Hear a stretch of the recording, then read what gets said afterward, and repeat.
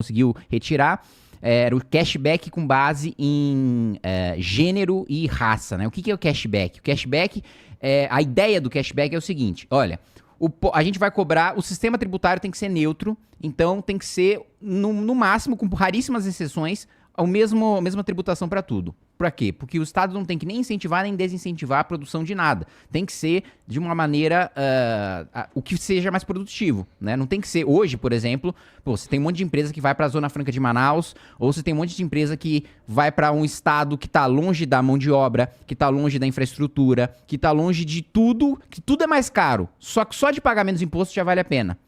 E isso não é eficiente. Por quê? Porque quando você vai... Essa indústria que tá nesse lugar com privilégio tributário, quando vai competir lá fora o cara tá num lugar que a mão de obra é melhor, que a infraestrutura é melhor, que a logística é melhor e que o sistema tributário é melhor também. Né? Então, assim, a gente basicamente subsidia ineficiência. A gente manda a empresa pro lugar em que ela vai produzir mais caro, mas que o produto final vai ficar mais barato porque ela tá pagando menos imposto. Então, assim, o imposto virou a coisa mais importante do que produtividade, do que eficiência, do que mão de obra, do que logística, do que tudo. Quando, na verdade, um sistema produtivo só funciona quando é baseado na produtividade, né? Quando na eficiência. Precisa custar menos, precisa vender mais, precisa estar mais próximo do consumidor, o meu funcionário precisa ter uma qualificação melhor. Esses deveriam ser os critérios. No Brasil, não. No Brasil, o critério é onde eu vou pagar menos imposto, porque o imposto é tão pesado que é o principal pauta.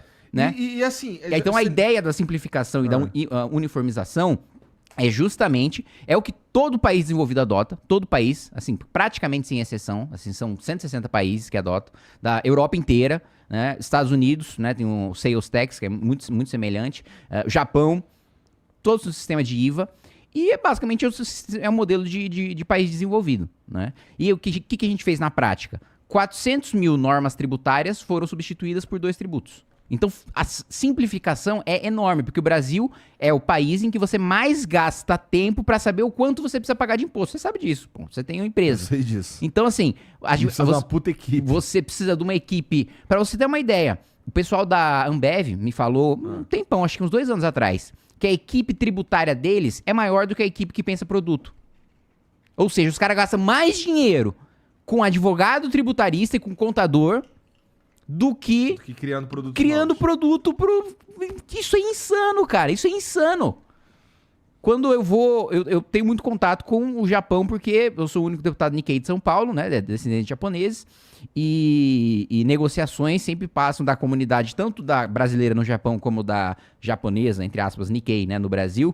Passam, né, por negociações e que eu participo como vice-presidente do grupo parlamentar Brasil-Japão, né?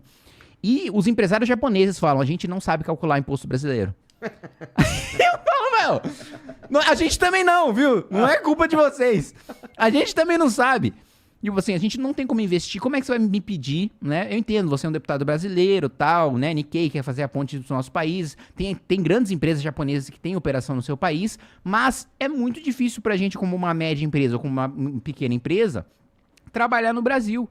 Porque é muito, muito complexo o sistema. Eu preciso saber o quanto eu vou pagar e ainda vem a Receita e diz, não, você errou, não era isso não que você tinha pra pagar, você tinha que pagar mais, então eu vou te multar. Então assim, é um negócio bizarro e a gente simplificou isso, né? E sem aumento de carga tributária, né? E ainda assim, teve gente que votou não pra fazer oposição por oposição e isso não é o que eu tô lá pra fazer, Igor.